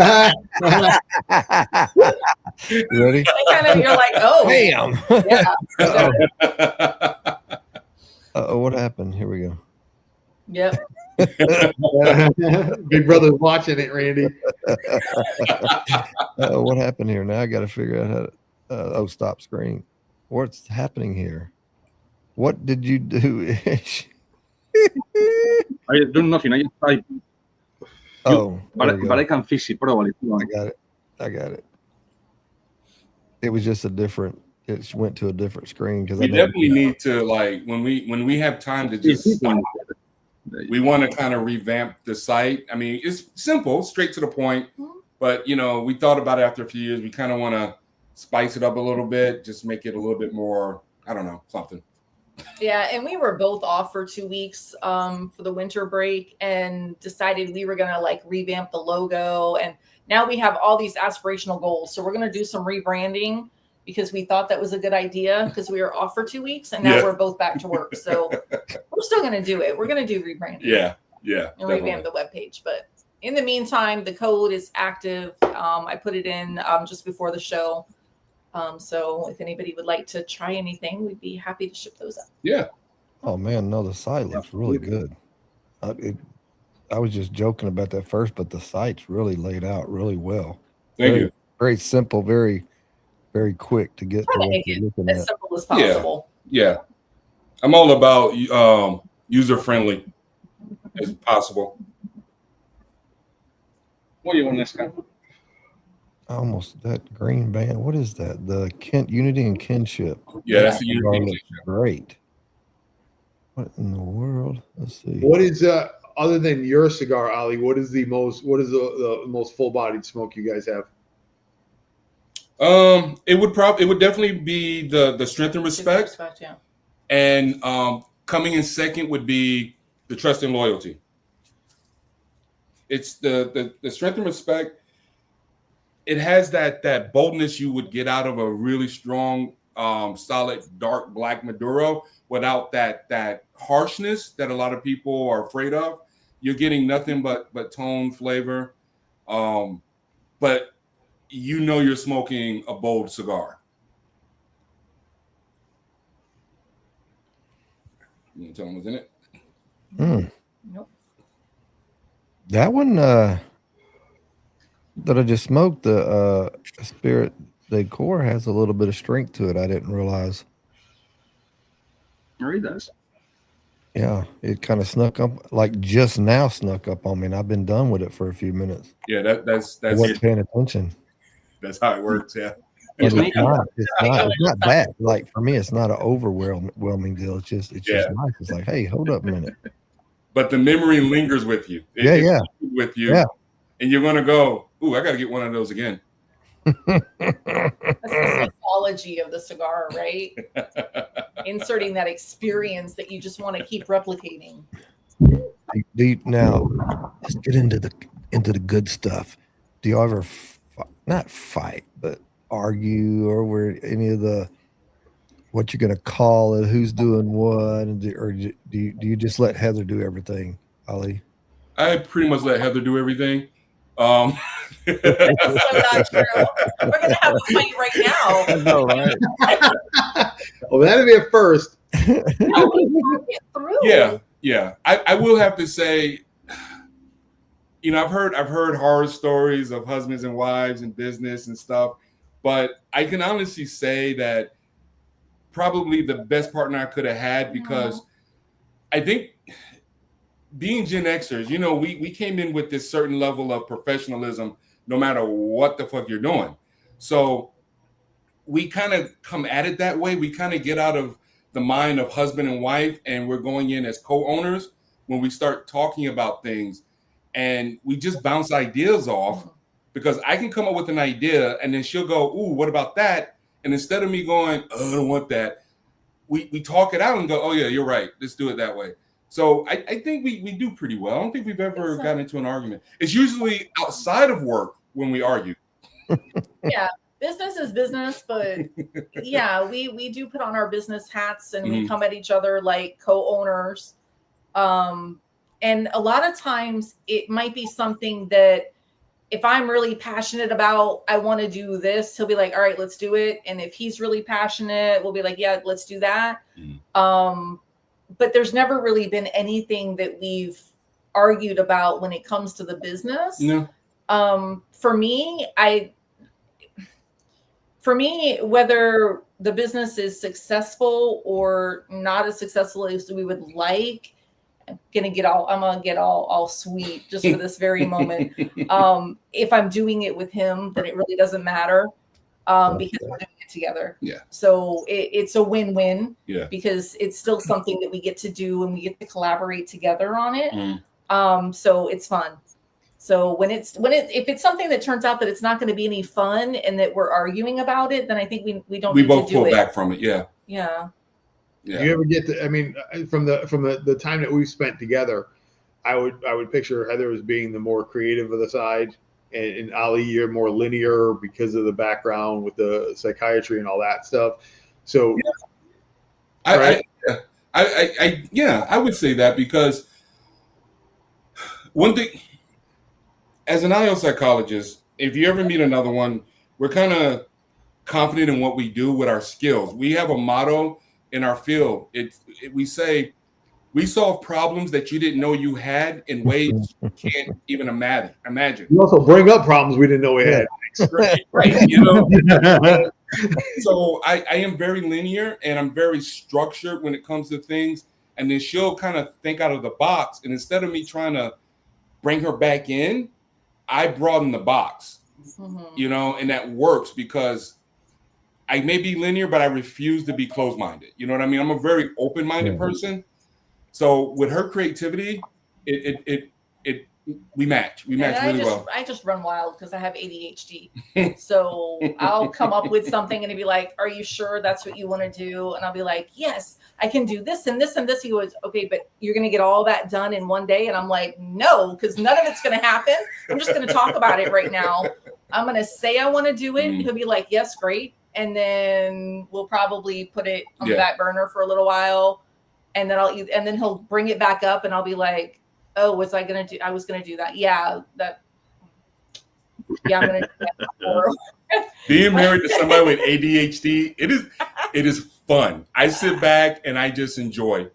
Well, it's fun now that we know what it is. Yeah. When we didn't know what it was, she was annoying as hell. I'm like, "Hey, I'm going to go make you a cup of coffee." And then I go make the coffee. But before that, I need to go mow the lawn. And he'd be like, "Why are you out?" So I'm like, "Well, because I went to go check the mail, but now I'm mowing the lawn and I don't know why. But the fence needs to be painted. So I'm going to do that too." And so.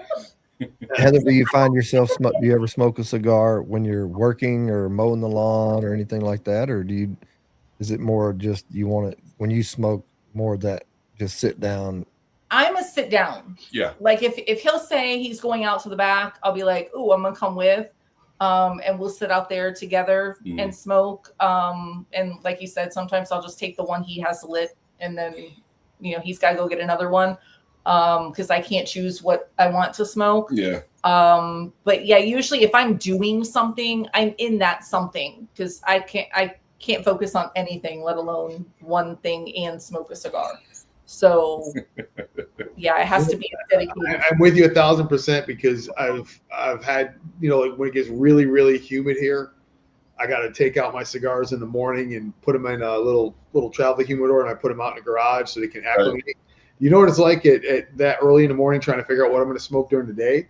Like 99 out of 100, I don't know what I'm going to smoke until I go in there and start opening up humidors. It's a now thing. I don't ask me what we're having for dinner tomorrow. I don't know. Yep. It'll be a now thing, and then most of the time it'll be like, "Yeah, we don't have anything. We're gonna order." Yeah. And then what are we gonna order? And I'll spend, I don't know, an hour going through Uber Eats. I'm like, I don't know. Just pick something. I don't know. Here, this one. That is the worst question in the world that I have to ask my wife is, "Where do you want to eat?" And it's just like, "Oh my God, bro." That's why you got to say, "Guess where we're going to eat." Yeah. Yeah, I got to try that one. That was great. You know what? I always wanted to open up a restaurant called "I Don't Care." I don't care. So when he goes, "I don't care." Okay, where we're going. Because I've been a victim of that when I've been told I don't care, and then I pick the restaurant. It's like, yeah, I don't want that. It's a no-win situation. I think we've all met and decided that that's the answer. Yeah. And then yeah, and then you just have to deal with it. And one of the things that I've noticed in this, in especially in the boutique side of things, somebody in that relationship has got some level of ADHD because. And it's for every one of the companies that I work with, somebody's got that to a certain degree where it's all over the place. And the funny thing is, I felt guilty when I found out that she had it because, like I have experience in forensic psychology. I really got my teeth wet in clinical, and then after doing clinical for like 20 years, I left and then went into IO psychology, where I really found myself. And I always pride myself on being able to read, understand somebody, go, okay, look, this is what's going to happen. But I never really dealt with a lot of ADHD, and I knew what to look for in males because it's completely different with females. So when we started looking into things, and I was like, I mean, it's not my fault, but I still felt guilty. You know what I mean? I'm like, oh my God, I should have saw that. And because of that, it's actually taught me a whole lot more of things that few things that I missed. And it made it easier for me to help her when she gets distracted without upsetting her. You know what I mean? Because I didn't even know. And then I'm like, well, I'll go get tested. And then when I went and got tested, they were like, oh yeah.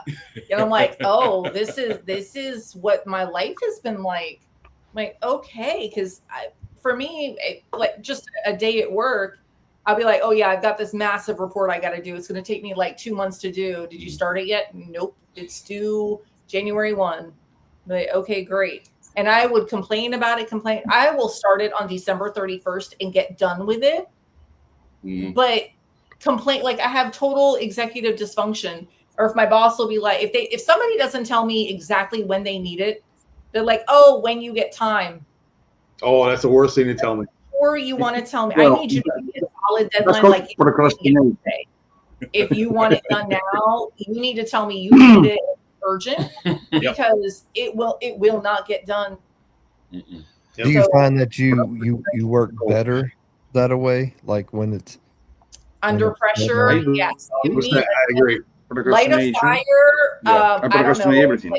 Love it. Whatever like stage you're in, I will get it done. Yeah, I mean, whatever it is. That's one thing that we're exactly alike on.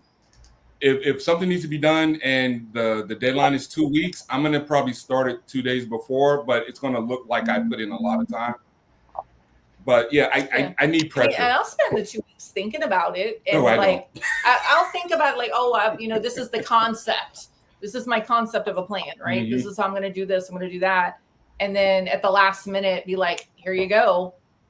And hope that that's what they wanted or which rely on. 99% of the time it is.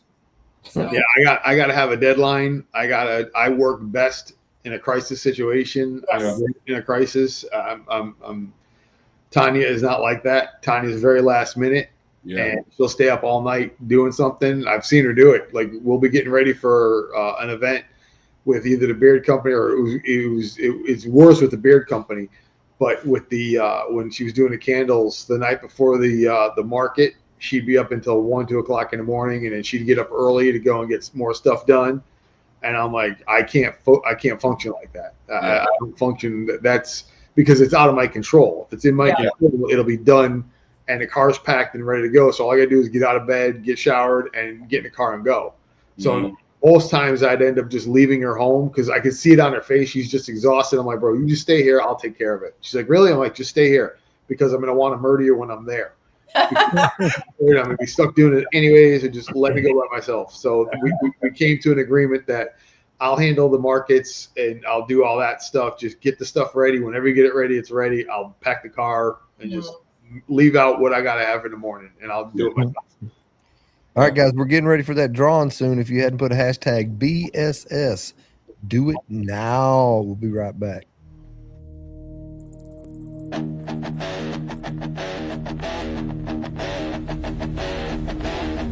Some fight battles overseas.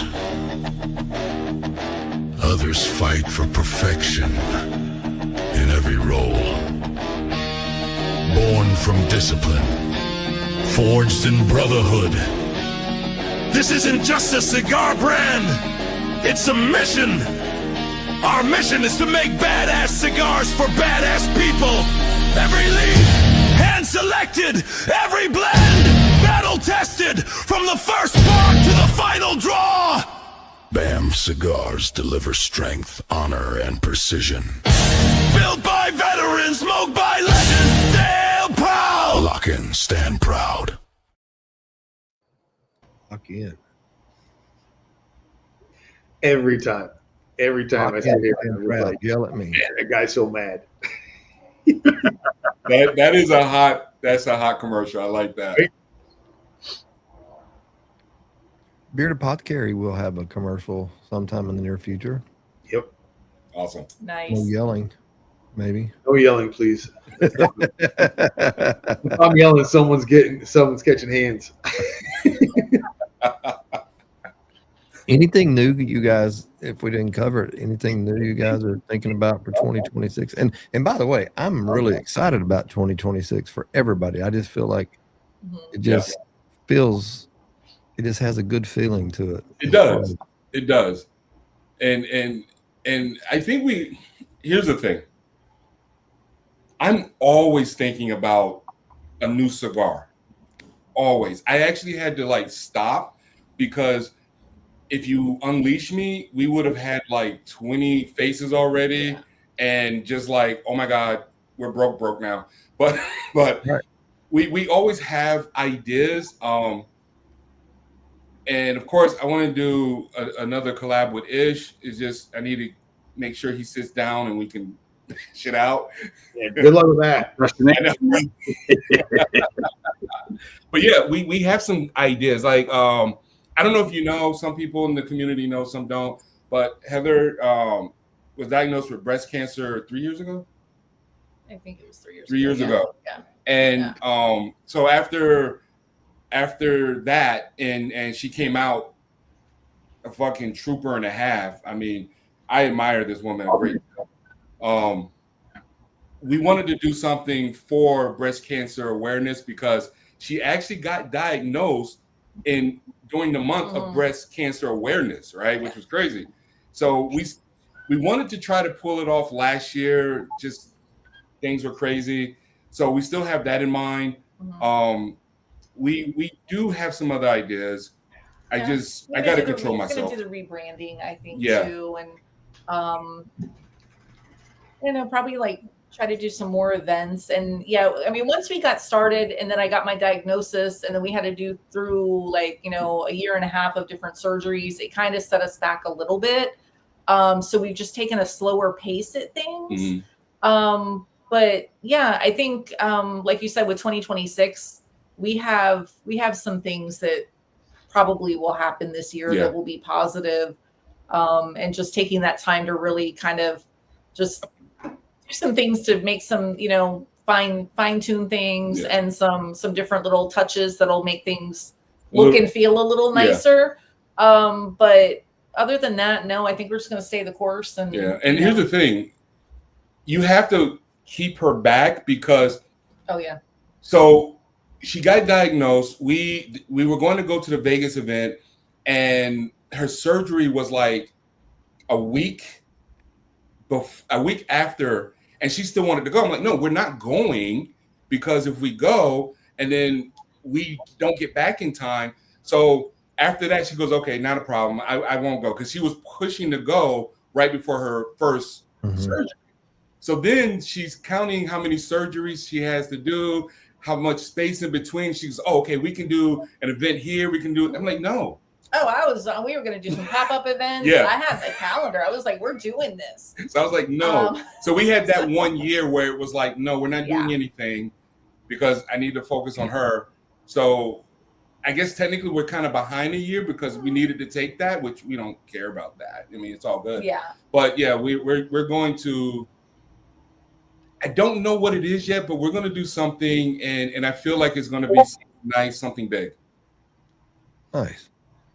What is one of the, or a few of the places that you guys been or traveled to because of the cigar industry while, within the cigar, with your business? What are some cool things that you guys have done? One of the places, actually, believe it or not, we haven't gone to a lot of places, even though our cigars are in more places than we've been. The Chicago thing. We did Chicago, we did Indiana, we go to Vegas, and am I missing? And plus whatever's local in Florida. The Ybor thing. Yeah. How you just did Ybor, right? We love the Ybor. What was that like? Yeah. It got rained out. but it was so fun. I mean, it didn't get rained out like Wellington rain out, but it, it probably could have. That was next level. The whole thing was next level there. No tents flew away, but it did. It was bad. But it was still, that was so fun. I think that's one of my favorite events. It is. We always do well there. We've met a lot of great people. I mean, we've actually had people who have flown in to, of course, to see the festival, but their first stop is always at our tent. And that means a lot to us. It lets us know that we're doing something right, and we don't ever want to lose that. Right. We want our customers to know that we're here. And but yeah, we love the cigar festival. Yeah, and you hit the nail on the head. It's not about anything other than the beginning of it is the relationship. Yeah. Yeah, and I think it's more of a lot of the what might have been a customer in a sense of they purchased our cigar actually end up being our friends. Mm-hmm. And I think that's more important than anything, honestly. If they just come and support us or call or whatever, they're like, hey, I told so-and-so about your cigars, or hey, I found this lounge that maybe you'd be really good fit for. That kind of thing is more important than I think any mass amount of money that could be. I mean, it's just as long as we're having fun is the goal, and to meet people that otherwise we wouldn't have met. So yeah, definitely. Let me ask you a quick question about Issues in here. Mm-hmm. So we know how he feels about the terms sticks, stogies, transitions, and stuff like that. How did he feel about when you came out with Brothers Smokin Stogies? I found out about that after the night. Ooh, he's back. Sorry, guys. I have 3 minutes before my fasting, so I must eat a piece of pizza. I only have 3 minutes. After that, I cannot eat nothing. So yeah, it was after I named it, and then then I found out about his dislike. Oh, I didn't know that. Oh, so you now didn't? I need to use all the words. Right. So his trigger words are Dr. Pepper, transitions, sticks. What else am I missing? Stogies. Those are the top 4. And here's the funny thing: the main reason why I use the word stogie, it's in remembrance of my grandfather. My grandfather was the first person I can think back as a kid who I saw smoke a cigar every day. And when I first had my first cigar in the Army, I thought about him. You know what I mean? It was like, oh my God, I'm living up to my grandfather. And he would always just call it a stogie. So it kind of, because other than that, nobody ever hears me use that word. I never call it a stogie. I wouldn't have argued with Arnold Schwarzenegger in his prime. I wouldn't argue with him now, but especially in his prime, I'm burning my lips. Right. Oh, wow. Careful. Nice. Yeah. That was wonderful. Awesome. I'm glad you enjoyed it. I'm glad you guys enjoyed it. So we're coming up on that 2-minute mark. 2-hour mark. Okay. A few minutes left. We're going to go. We'll have one more sponsor commercial. But when we come back, and Josephus, let me know, because I thought he said he was going to do a giveaway, right, on one of those. Yep. So that's 3 giveaways. And the way we're going to do it tonight, we've been doing because of the algorithm, we've been doing the spin 5 and then blah, blah, blah. This time, we're just going to do it one drawn. We're just going to, when it rolls, that's the winner. Because we're not doing but if your name comes up, obviously you can't win twice if it comes up again, because it's not excluding the names, and that may have something to do with it. And we'll just stick with it like this. If we start having issues with it again, then we'll look at it again. But we'll be right back. Forged not with steel, but in fire and leaf. From the heart of the Dominican Republic comes a brand that brings the world together. One blend at a time. The Sulu, crafted with tobacco from 7 countries. A symphony of bold character and refined balance. The Banda, born from 8 countries. Layered with depth, strength, and complexity. And the Celebes, a Connecticut with a punch. Smooth, yet commanding. Each cigar, a story of craftsmanship, faith, and honor. Don't be basic! Be ironclad. All righty. So let me get this tuned up over here. We have 56 entries. Nice. Awesome. Let's see. It's been a minute. Seems like I don't know why my brain farted for a minute there. So I guess we'll do Josephus's pick first. So if you're ready, we're going to draw this. The winner must be here. Say you're here as soon as you see your name. If not, we'll draw again. But the first one that it goes to is we're not going to do the 5 spins. Here we go. Round and round she goes. Where she stops, nobody knows. Who will it be? Who will it be?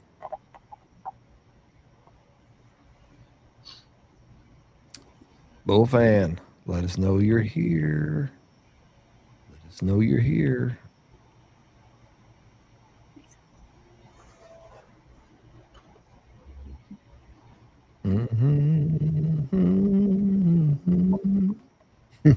It got quiet, didn't it? And we need some countdown music, and I can send you some. We can do some countdown to Slayer. Ed, are you Bull fan on Rumble? I don't know. I don't know who Bull fan is. I don't know who is. Okay, it's getting okay.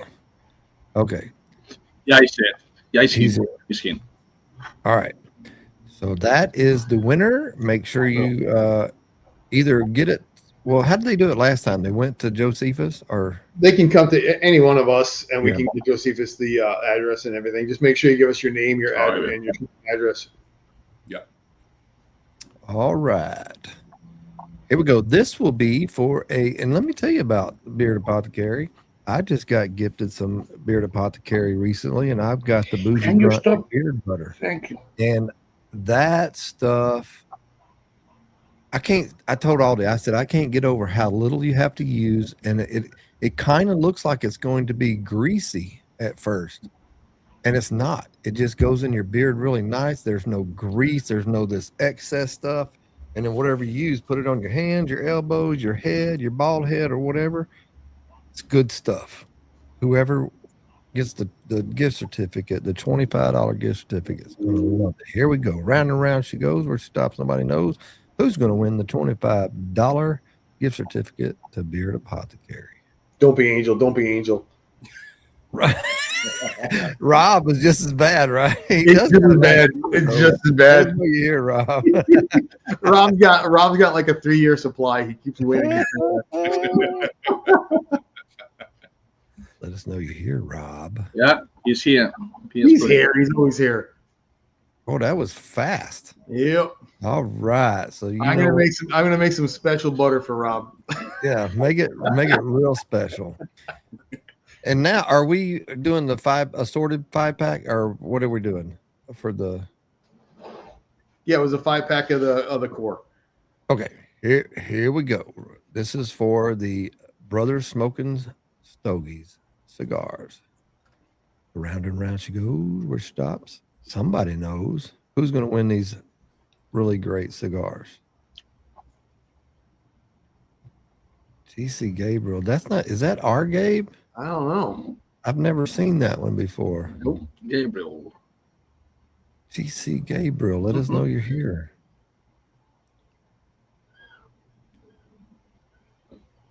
Drum roll, please. Yep. And He's here. Awesome. Now that's crazy. 3 giveaways that fast and here. Boom, boom, boom, boom, boom. Yep.